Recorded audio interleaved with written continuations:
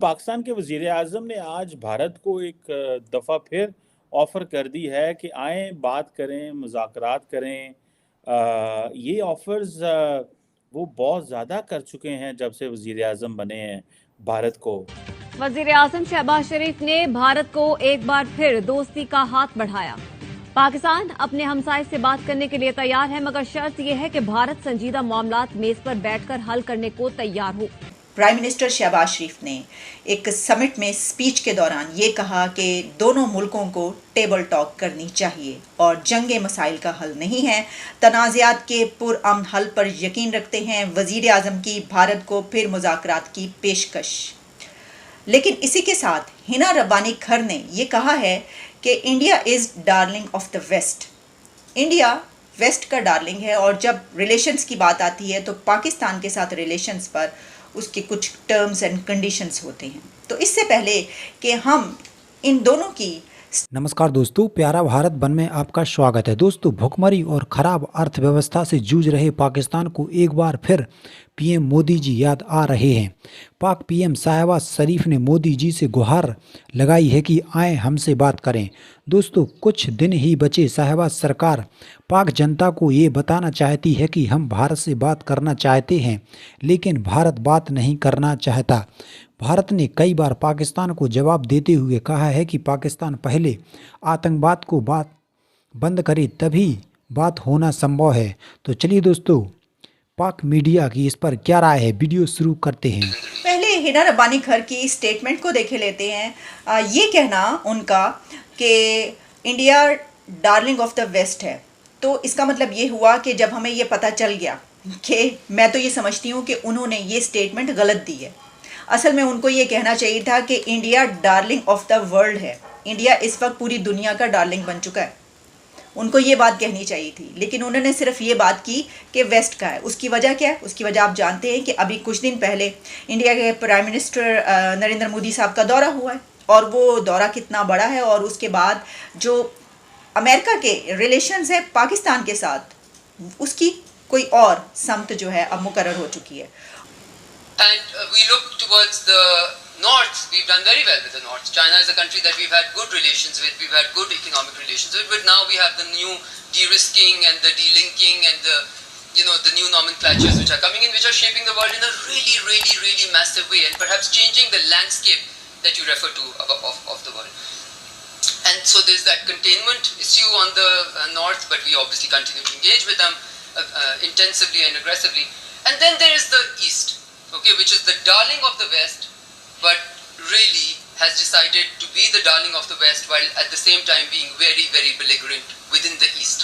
So India, stands out as a country which is very, very open towards certain countries, but very, very closed-minded towards some of its own people and towards certain countries.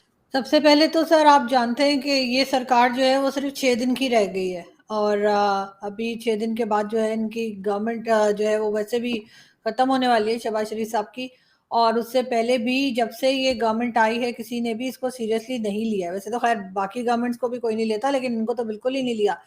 तो शायद एक reason ये भी होगा। उसके बाद ये कि अगर इलेक्शंस होते हैं, जो कि बार-बार कहा जा रहा है कि डिले हो जाएंगे, जो कि होने तो नहीं चाहिए, लेकिन अगर जब भी इलेक्शंस हो जाएंगे और जो नई गवर्नमेंट आएगी जिसमें काफ़ी चांसेस हैं कि नवाज शरीफ साहब आएंगे एज अ प्राइम मिनिस्टर, तो फिर एक जब पक्की गवर्नमेंट आएगी, या पक्की से मेरा मतलब है एक प्रॉपर गवर्नमेंट आएगी, उसके बाद ही शायद भारत या कोई भी दूसरी कंट्री जो है वो बात करने को तैयार हो, हाँ कहे या ना कहे।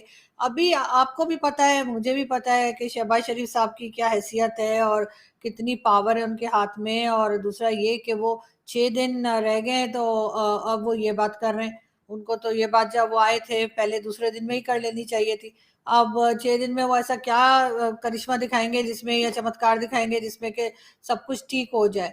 जो नई गवर्नमेंट आएगी, और अगर वो 5 साल निकालती है या नहीं निकालती, लेकिन फिर भी जाहिर है वो एस्टेब्लिशमेंट की फेवरेट होगी, और फॉर द टाइम बिंग हम कह सकते हैं कि जब उनको लाया जाएगा तो वो अगर ये बात करते हैं, उसके बाद हो सकता है कि इंडिया की तरफ से कोई रिस्पॉन्स आए। वैसे तो आपने देखा होगा कि उनके पार्लियामेंट में भी ये बात कुछ दिन पहले कही गई थी कि पाकिस्तान के साथ जो है वो ट्रेड होनी चाहिए, या पाकिस्तान के साथ जो है वो इकोनॉमी पे बातचीत होनी चाहिए। खैर वहाँ भी उन्होंने डिसाइड नहीं किया, लेकिन ये डिबेट ज़रूर उनकी एक चल रही थी।